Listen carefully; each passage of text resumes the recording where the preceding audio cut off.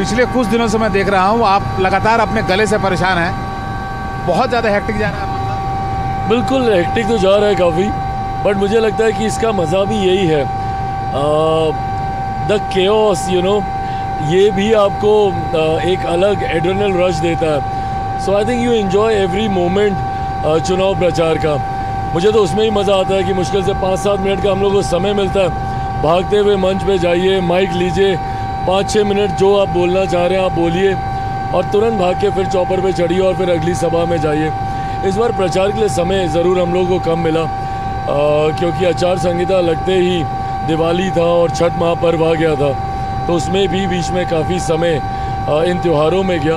But मुझे लगता है कि जितना भी समय मिला हम सब ने मिलकर, एनडीए के तमाम नेताओं ने और सबसे ज़्यादा मेरे प्रधानमंत्री जी और मुख्यमंत्री जी ने इसको संभाला है। जितनी सभाएं प्रधानमंत्री जी ने की हैं, मुझे लगता है उसका एक अलग असर हुआ है। मुख्यमंत्री जी ने भी काफ़ी कार्यक्रम किए हैं और बाकी हम तमाम घटक दलों ने। So it's a very well balance. जहां आप नहीं जा पा रहे मैं जा रहा हूं, मैं नहीं जा पा रहा आप जा रहे हैं, तो मुझे लगता है बहुत प्रॉपर कोऑर्डिनेशन हुआ है। और इस बार चिराग, पिछले हम जब 2020 चुनाव की बात करते हैं तो चिराग फैक्टर की बात करते हैं। चिराग विपक्ष में थे और माना जाता है कि आपके चलते ही जो है जेडीयू की इतनी सीटें कम हुई थी। इस बार जब चिराग साथ में है तो चिराग जो है वो और जलेगा, एनडीए का तेज होगी लौ। नहीं, बिल्कुल लौ तेज होगी। और मुझे लगता है ये अपने में स्टडी करने के लिए एक बहुत बढ़िया उदाहरण है। 2020 में it was a divided NDA, जहाँ पे मैं अलग चुनाव लड़ा था, उपेंद्र कुशवाहा जी अलग थे। डिवाइडेड एनडीए होने के बावजूद and a very strong United Mahagathbandhan that time, उसके बावजूद हम लोग दो with a very thin margin but हम लोगों ने सरकार बनाई। आज की तारीख में जब यूनाइटेड एनडीए है और डिवाइडेड महागठबंधन है, कहीं ना कहीं बिखराव है, फ्रेंडली फाइट है। और मैं नहीं मानता कि चुनाव में कोई फ्रेंडली फाइट होती है। आइदर यू आर फ्रेंड और you are fighting with each other, there is nothing in between. तो ऐसे में मैं ये मानता हूँ कि इसका लाभ हम लोगों को मिलेगा, इस एकजुटता का। और बिखराव जहाँ पे महागठबंधन का हुआ है, कई ऐसी डिफ़िकल्ट सीट्स पे भी उनके बिखराव की वजह से हम लोग को वॉकओवर मिलेगा। उनमें आप बिखराव की बात कर रहे हैं, हालांकि उसमें कन्फ्यूजन रहा, लेकिन उन लोगों ने अब क्लियर कर दिया है कि मुख्यमंत्री होंगे तेजस्वी, डिप्टी सीएम का भी चेहरा घोषित कर दिया है। तो कुल मिला के मामला अभी सुलझ गया। हालांकि फ्रेंडली फाइट है, बट एक युवा व्यक्ति को मुख्यमंत्री घोषित किया गया है। आप खुद भी युवा हैं चिराग, तो इस चीज़ को आप वेलकम करेंगे? देखिए, जब आप गठबंधन में होते हैं ना, तो गठबंधन में सहजता का होना बहुत ज़रूरी है। इतना डरा के, धमका के, मिन्नतें करके अगर आपको घोषित किया तो क्या किया? सैनी साहब का ही देख लीजिए, उप मुख्यमंत्री, क्या उनके समाज में अच्छा संदेश गया है? अगर वो अपने समाज के वोट बैंक की भी अगर वो बात करते हैं तो क्या उनका समाज नहीं देख रहा? जो भी उनको अपना नेता मानता होगा, क्या वो नहीं देख रहा कि इनको कितना लड़ना पड़ा, कितना झगड़ना पड़ा, कितनी मिन्नतें करनी पड़ी कि भाई मुझे उप मुख्यमंत्री घोषित कर दो? तो ऐसे में मुझे नहीं लगता कि ये जनता के बीच इसका संदेश अच्छा जाता है। सहजता से होता, सब वेलकम करते हैं। एट द सेम टाइम जब आप दबाव डालते हैं, अब कांग्रेस का क्या डर? वो तो इस बात से नाराज़ होगा ना भैया कि आपने दबाव डलवा के आपने हमारे नेता से ओके। कांग्रेस नहीं चाहती, मुझे नहीं लगता कि वो चाहती होगी, तभी इतना समय लिया। भाई राहुल जी इतने समय बिहार में रह गए, अगर चाहती होती तो उसी वक्त घोषणा करते। और उसके बाद ये अहंकार, आज आप देखिए हम 5 दल हैं, आप कोई अखबार उठा के देख लीजिए, कोई कैंपेन, कोई ऐड, कोई प्रचार, सारे नेताओं की तस्वीर आपको एक साथ दिखती है। यहाँ पे सिर्फ एक तेजस्वी जी, इनके कांग्रेस के राष्ट्रीय नेताओं तक की तस्वीर गायब थी जिस दिन पहली प्रेस कॉन्फ्रेंस हुई थी। तो इससे दूसरे दल के नेता कार्यकर्ता डिमोरलाइज होते हैं। तो आई डोंट थिंक कि ये इनके पक्ष में जाएगा। फर्स्ट फेज का चुनाव बीत चुका है चिराग, आपको क्या लगता है what is the realistic number NDA का और चिराग पासवान का रियलिस्टिक नंबर क्या है? रियलिस्टिक वेल, मैं ये मानता हूँ कि इस बार हम लोग ऑल टाइम हाई टच करेंगे। एनडीए का मुख्यमंत्री नीतीश कुमार जी के नेतृत्व में बेस्ट प्रदर्शन 2010 का रहा था। और मैं ये मानता हूँ कि जिस तरीके से आज माहौल है, मैं प्रचार कर रहा हूँ एंड एन नंबर ऑफ विधानसभाओं में मैं गया हूँ। आई थिंक अभी तक 100+ मैं सभाएं फिजिकली कर चुका हूँ और लगभग इतनी ही सभाएं मैं वर्चुअली मैं कर चुका हूँ। तो ऐसे में जो रुझान है, मैं मानूंगा कि हम लोग ऑल टाइम हाई पे जाएंगे। और जहाँ तक रही बात मेरी बात कि मैं कितनी सीटों पे जीतूंगा, अगेन मैं मैनिफेस्टेशन में बिलीव करता हूँ, तो अभी मैं मानूंगा कि मैं 29 की 29 सीटें जीत रहा हूँ। पहले चरण में हम लोगों ने 14 सीटें हम लोगों की थी और दूसरे चरण में 15 सीटें हैं। उन 14 सीटों में से I have got very good, very positive feedback mostly on all the seats. तो मैं मानूंगा कि रिजल्ट लोक जनशक्ति पार्टी रामविलास का अच्छा रहेगा। आपके ऊपर अभी आप दबाव की बात करते हैं चिराग, आपके ऊपर भी आरोप लगता है कि जब सीटें लेने की बात हुई तो आपने एनडीए में दबाव डाला और उसी के चलते आपको इतनी सीटें मिली। दबाव की राजनीति आप भी करते हैं और सीट लेने के मामले में आपने बीजेपी पर दबाव डाला। आप बीच में काफ़ी नाराज़ रहे, प्रेशर डाला, गायब हो गए। नहीं, वो प्रेशर डाला गायब हो गया तो भगवान जाने कि कहाँ से वो सब चलने लगा। हाँ, मैं अपने कार्यकर्ताओं की सीटों के लिए लड़ रहा था। से फॉर एग्जांपल मेरे प्रदेश अध्यक्ष, गोविंदगंज मेरे लिए महत्वपूर्ण सीट थी। मेरे प्रदेश अध्यक्ष अगर नहीं वो चुनाव लड़ते तो मेरे लिए क्या मायने रहते। तो ऐसे में जो प्राथमिकता की सीटें थी उसके लिए ज़रूर हम लोग की लंबी डिस्कशन चली, बट संख्या बहुत जल्दी और बहुत एमिकेबली फाइनल हो गई थी। मैंने लॉजिकल एक फॉर्मूला दिया था, मैंने कहा आप दोनों आपस में पहले बांट लें। 100 से कम सीटों पे भाजपा चुनाव लड़े, ये तो मुझे ही नहीं बर्दाश्त होता, क्योंकि हम लोग को गठबंधन के भीतर नहीं चुनाव लड़ना है ना। मैं गठबंधन के भीतर 29 सीटें जीत के क्या करूँगा, मुझे 29 सीटें विधानसभा में जीतनी है। तो मेरा चुनाव गठबंधन के भीतर नहीं था। मैंने सिंपल बोला कि भैया 100 से ज़्यादा बीजेपी लड़ेगी, क्योंकि राजद वहाँ पे 100+ और उस वक्त तो 125 की बात थी, अब तो 143 तक चली गई। तो मेरे प्रधानमंत्री की पार्टी कम सीटों पे लड़े, मुझे स्वीकार नहीं था। 100 पे ये लड़ते, 102 103 में मान रहा था कि जदयू भी लड़ता ही। तो हम लोगों के पास बची थी 40-42 सीटें। मैंने सिंपल फॉर्मूला रखा था कि आप विधानसभा तय कर दीजिए पर लोकसभा, और उस हिसाब से सीटें बांट दीजिए। तो आंकड़ा आया 6 का, 6 उपेंद्र जी माझी जी को गई, मुझे 30 मिलनी थी, पर उसमें मेरी एक सीट कट गई, मेरे हिस्से 29 आई।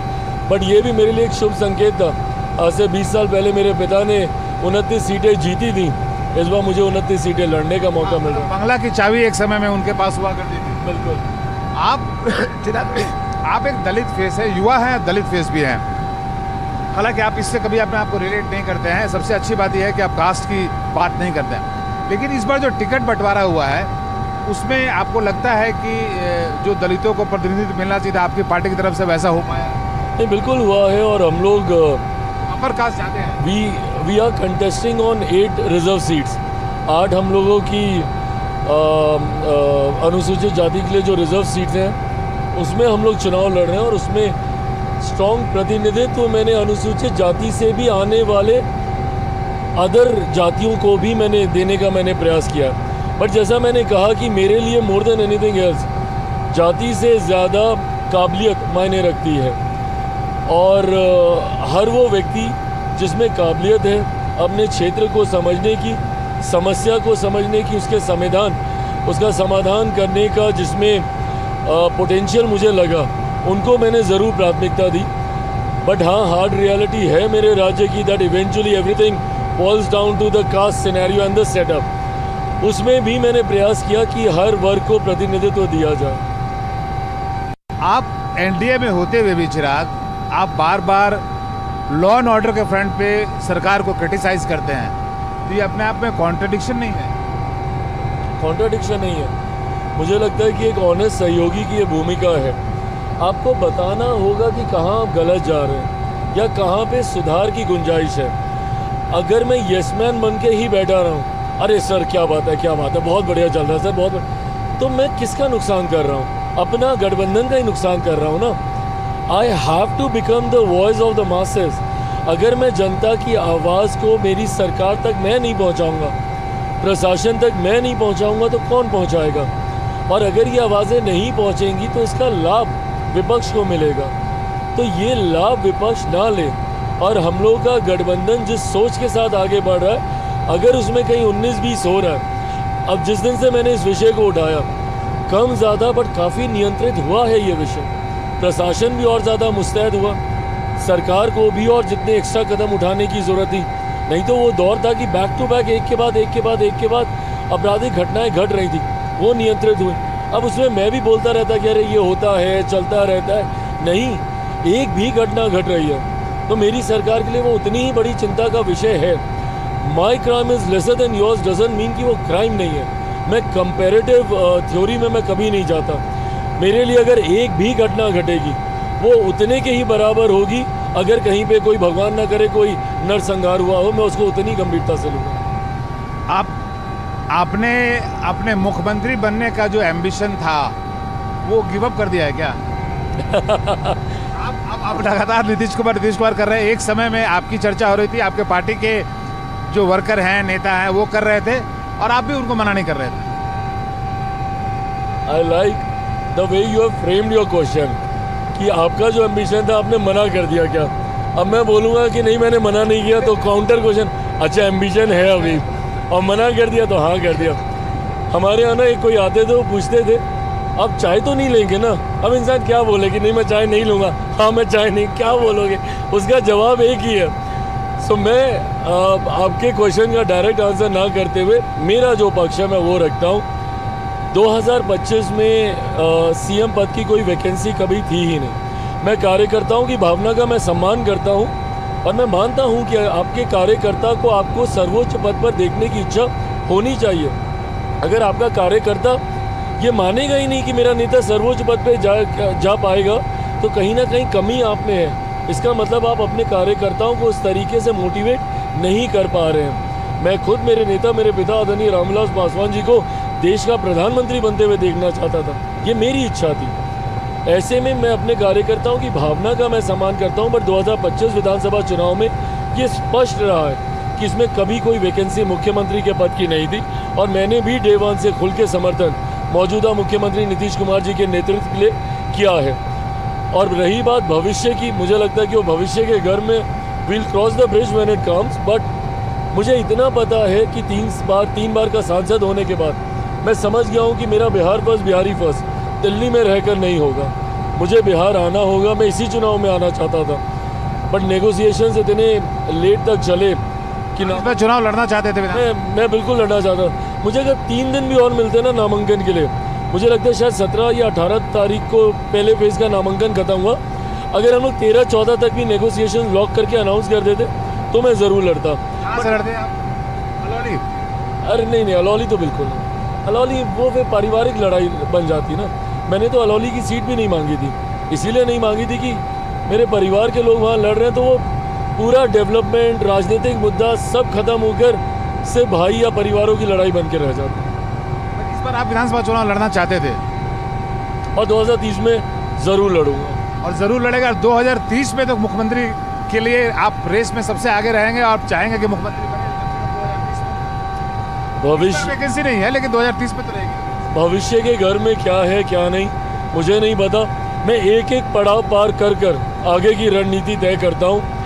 मेरे लिए इमीडिएटली आफ्टर 25 बिहार विधानसभा चुनाव मेरे लिए प्राथमिकता में उत्तर प्रदेश और पंजाब के चुनाव हैं जो 27 में आ रहे हैं और वो चुनाव पूरे होते ही मेरे लिए लोकसभा के 29 के चुनाव, एक बार फिर से मुझे मेरे प्रधानमंत्री को चौथी बार देश का प्रधानमंत्री बनाना है और उसके बाद फिर 30 पे ध्यान केंद्रित करेंगे। आप चिराग बार बार अपने आप को प्रधानमंत्री का हनुमान कहते हैं, तो आपको आपकी जो पर्सनल आइडेंटिटी है, आप रामविलास पासवान के बेटे हैं, केंद्रीय मंत्री हैं और आपकी एक अपनी राजनीति है, आप उससे खुद अपने आप को अंडरमाइन नहीं कर रहे हैं क्या? मतलब आप बेसिकली किसी के शैडो में ही हैं। अगर मैं शैडो में हूँ भी तो किसकी शैडो में हूँ? आप उनके व्यक्तित्व को देख रहे हैं। मतलब आने वाले दिनों में मैं ये मानता हूँ कि एज एन इंस्टीट्यूशन मेरे प्रधानमंत्री नरेंद्र मोदी जी को पढ़ा जाएगा, जाना जाएगा। ये सामान्य बात नहीं है कि कोई इंसान 25 साल से निरंतरता में देश के सर्वोच्च पदों में रहे। जब तक गुजरात में रहे मुख्यमंत्री के तौर पर रहे, पहली बार विधायक बनकर गए तो मुख्यमंत्री बने, पहली बार सांसद बनकर आए तो प्रधानमंत्री बने। राजनीति का विद्यार्थी होने के नाते मेरे लिए अपने में बहुत बड़ी केस स्टडी है। जैसे मेरे नेता, मेरे पिता आदरणीय रामविलास पासवान जी रहे हैं, तो मैं ये मानता हूँ कि अगर मैं इनकी छाया में रहकर अगर इनसे सीख भी रहा हूँ तो ये मेरे लंबे राजनीतिक भविष्य के लिए मुझे लगता है कि ये लाभदायक ही है। बिहार फर्स्ट बिहारी फर्स्ट का क्या हुआ? इस बार चुनाव के बाद कहीं भी वो गवर्नेंस में एजेंडे में दिखेगा? बिल्कुल, संकल्प पत्र में हमारे Bihar first Bihari first, because return में ये मांगा गया था हम लोगों से। हम लोग का डे वन जब मैनिफेस्टो पे चर्चा हुई तमाम दलों की, तो हम लोगों ने यही डिसाइड किया था कि हर दल लिखित रूप में अपने अपने एजेंडे को देगा। Bharatiya Janata party as a nodal body इसको नेविगेट कर रही थी और हम सब ने लिख के उनको दिए एंड उन तमाम पॉइंटर्स को इनकॉर्पोरेट किया गया बिहार फर्स्ट बिहारी फर्स्ट। देखिए, मेरे लिए ये एक विकसित बिहार का कंप्लीट रोड मैप है, एक कंप्लीट ब्लूप्रिंट है। आप मुझे बिहार की समस्या बताएं, मेरे पास हर समस्या का समाधान है। बाढ़ सुखाड़ से लेके, शिक्षा से लेके, रोजगार से लेके, स्वास्थ्य से लेके, इंफ्रास्ट्रक्चर से लेके, उद्योग से लेके, किसान मजदूर, हर विषय पर मेरे पास समाधान है। तो ऐसे में मैं ये मानता हूँ कि अगले 5 साल मेरे लिए महत्वपूर्ण होंगे उसको धरातल पर उतारने के लिए। आपका जो है एजेंडा, अगर मैं टॉप 5 एजेंडे बोलूँ तो वो क्या होगा चिराग पासवान का विजन फॉर बिहार?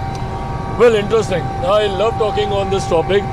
मेरा 5 अगर आपने चीज़ें पूछी हैं, सबसे पहले शिक्षा। मैं ये मानता हूँ कि जब तक शिक्षा डीप रूटेड मेरे राज्य में नहीं होगी, हम लोग ये जात पात धर्म मज़हब की सोच से हम लोग बाहर नहीं निकल पाएंगे। मैं दूसरे राज्य जाता हूँ, बिहारी मिलते हैं मुझसे, हर कोई आएगा और सीधा बोलेगा भैया मैं बिहार से हूँ। कोई ये नहीं बोलेगा कि मैं भूमियार हूँ, मैं राजपूत हूँ, मैं पिछड़ा हूँ, मैं अति पिछड़ा हूँ, मैं ब्राह्मण हूँ, मैं दलित हूँ, मैं महादलित हूँ, मैं मुसलमान हूँ। बिहार से बाहर निकलते ही आपकी आइडेंटिटी सिर्फ बिहारी में सीमित हो जाती है और बिहार में घुसते ही आप जातियों में बढ़ जाते हैं। इसको दूर करने का सिर्फ एक माध्यम हो सकता है, वो है शिक्षा। So a deep rooted good quality of education panchayat स्तर तक, ये मेरे लिए प्राथमिकता में है। दूसरा, पलायन को रोकना, यहाँ पे इंफ्रास्ट्रक्चर को डेवलप करके, जब तक रोज़गार नहीं आएंगे।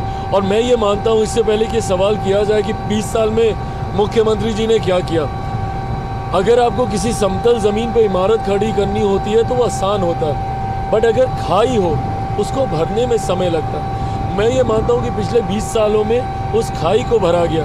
जिस तरीके से कनेक्टिविटी तैयार की है, मतलब मुझे वो दिन भी याद है जब एक छोर से दूसरे छोर जाने में हम लोग को पूरा दिन लग जाता था। आज बिहार के किसी भी कोने से आप पटना 5 घंटे के लगभग में आप पहुंच सकते हैं। ये कनेक्टिविटी, ये लॉजिस्टिक्स के लिए बहुत ज़रूरी है, उद्योग लगने के लिए। जब बिजली नहीं थी तो उद्योग कैसे आते, पानी की ढंग से व्यवस्था नहीं थी तो उद्योग कैसे लगते। अब मैं मानता हूँ कि उद्योग लगने की ये व्यवस्था है। ये मेरा दूसरा पॉइंट। मेरा तीसरा पॉइंट, रेवेन्यू जनरेशन। जब तक आप राजस्व नहीं बढ़ाएंगे, ये 3.25 लाख करोड़ के बजट से नहीं मेरा प्रदेश चलने वाला। 14 करोड़ की आबादी है। अगर आपको मैं बोलता हूँ आपका वॉर क्राई क्या है, अगर कोई गाना आपको याद करना हो कि ये आप चुनाव मैदान में हैं, आप वॉर में हैं एक तरह से, तो कौन सा गाना आपके दिमाग में आता है? या आपका विक्ट्री सॉन्ग अगर हो तो वो क्या होगा, कौन सा होगा? बट मुझे याद है बचपन में जब हम लोग स्कूल वगैरह में जाते थे तो हम लोगों को एग्ज़ाम वगैरह के आसपास, हम होंगे कामयाब एक दिन, अरे हमारा गला देख रहे इस गले के साथ नहीं। बट यस, मुझे शौक है गाने सुनने का। गाता मैं बहुत बुरा हूँ, ये आवाज़ से भाषण के लिए काम आ सकती है, गाने के लिए नहीं।